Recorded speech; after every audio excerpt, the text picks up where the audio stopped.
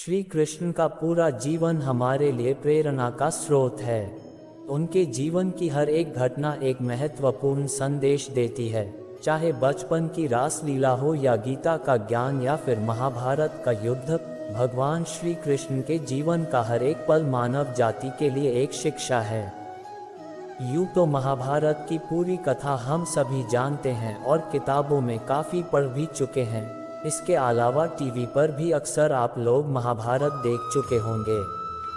महाभारत के युद्ध की एक घटना है जो मुझे बहुत ज़्यादा प्रेरित करती है और मुझे उम्मीद है आप लोग भी इसे काफ़ी एंजॉय करेंगे। और हाँ, कहानी को केवल पढ़ के मत छोड़ देना, क्योंकि इससे मिलने वाला संदेश आपका जीवन बदल सकता है। श्री कृष्ण और भीष्म पितामह वार्तालाप। श्री कृष्ण ने अपनी पूरी सेना दुर्योधन को सौंप दी थी और स्वयं पांडवों की तरफ से युद्ध का आगाज कर रहे थे। भगवान कृष्ण ने अर्जुन से वादा किया था कि वह युद्ध में हथियार नहीं उठाएंगे और निहत्थे ही पांडवों को विजयी बनाएंगे। युद्ध के 9वें दिन कौरवों के सेनापति भीष्म पितामह में चारों तरफ कहर बरपा रखा था। वो अकेले ही पूरी पांडव सेना पर भारी पड़ रहे थे। भीष्म पितामह अपने वचन और प्रतिज्ञा पर अडिग रहने के लिए जाने जाते थे। उनका मानना था कि जो प्रतिज्ञा उन्होंने की है उसे प्राण देकर भी निभाना है। एक तरफ श्री कृष्ण अपने निहत्थे रहने के वचन से बंधे थे, लेकिन वहीं भीष्म पितामह पांडव सेना पर आग उगल रहे थे। ऐसा लग रहा था मानो कुछ क्षण में ही भीष्म पांडवों को हरा देंगे। लॉर्ड श्री कृष्ण महाभारत योद्धा। श्री कृष्ण शांति पूर्वक सब कुछ देख रहे थे। वो जानते थे कि अर्जुन भीष्म का मुकाबला नहीं कर सकता, लेकिन उन्होंने अर्जुन से वादा किया था कि वह पांडवों को ही विजयी बनाएंगे। वही महाबलशाली भीष्म पांडवों का तहस नहस करने में लगे थे।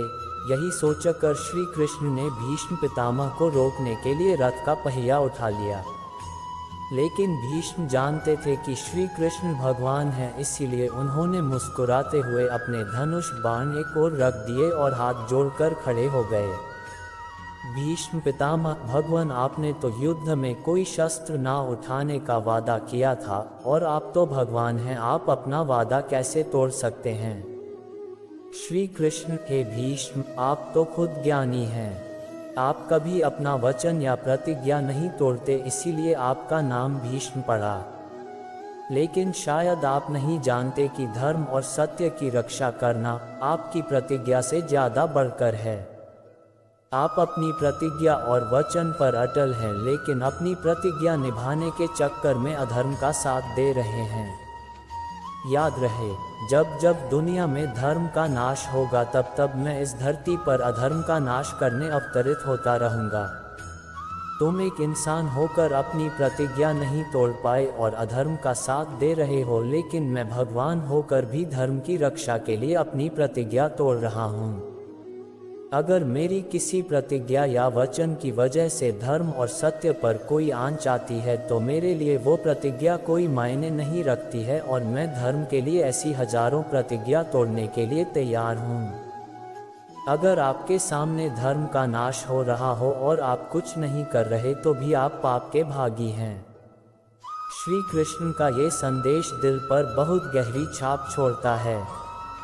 दोस्तों, सत्य की रक्षा हमारे हर स्वार्थ, हर वचन और हर मजबूरी से बढ़कर है। यही इस कहानी की शिक्षा है। जय श्री कृष्ण।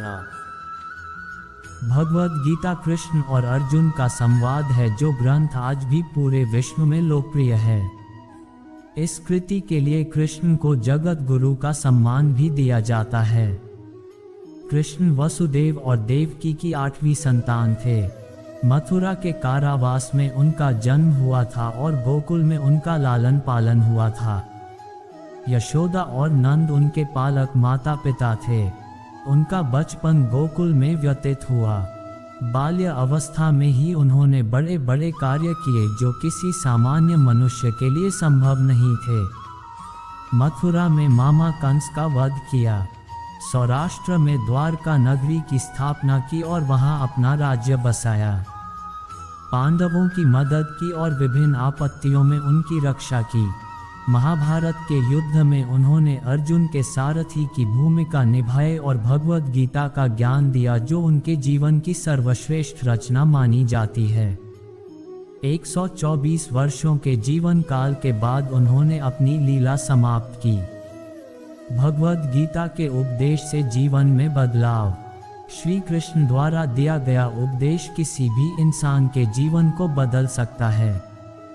श्रीमद् भागवत गीता न केवल धर्म का उपदेश देती है, बल्कि जीवन जीने की कला भी सिखाती है। महाभारत के युद्ध के पहले अर्जुन और श्री कृष्ण के संवाद लोगों के लिए प्रेरणा स्रोत हैं। ऐसे ही वर्तमान जीवन में उत्पन्न कठिनाइयों से लड़ने के लिए मनुष्य को गीता में बताए ज्ञान की तरह आचरण करना चाहिए। इससे वह उन्नति की ओर अग्रसर होगा। आइए जानते हैं उन उपदेशों के बारे में जो किसी के जीवन में बदलाव ला सकते हैं। शंका करने से होती है परेशानी। कुछ लोग होते हैं जिन्हें हमेशा लगता है कि लोग उनके विषय में ही बातें कर रहे हैं। वह ये सोचकर हमेशा परेशान भी रहते हैं कि लोग उन्हें पसंद नहीं करते, मगर वास्तविकता कुछ और ही होती है। ऐसे लोग संदेह करने के आदी होते हैं। पति पत्नी में भी कई बार ऐसी स्थिति आती है जब उन्हें एक दूसरे पर संदेह होता है। गीता में बताया गया है कि जो व्यक्ति किसी पर संदेह करता है वह कभी भी सुखी नहीं रहता। उसके मन हमेशा शंका बनी रहती है जो उसे परेशान करती रहती है। वह बेशक कुछ काम कर रहा हो, मगर शंका उसे किसी बीमारी की तरह हर वक्त दुख पहुंचाती रहती है। इसलिए शंका करने से मन परेशान रहता है। नरक के द्वार से बचाते हैं अच्छे कर्म। आम जीवन में हम हमेशा ही मोक्ष और नरक की बात करते हैं, मगर क्या आपने कभी स्वर्ग या नरक देखा है? ये हमारी मनस्थिति ही है जो हमें स्वर्ग और नरक का अनुभव कराती है।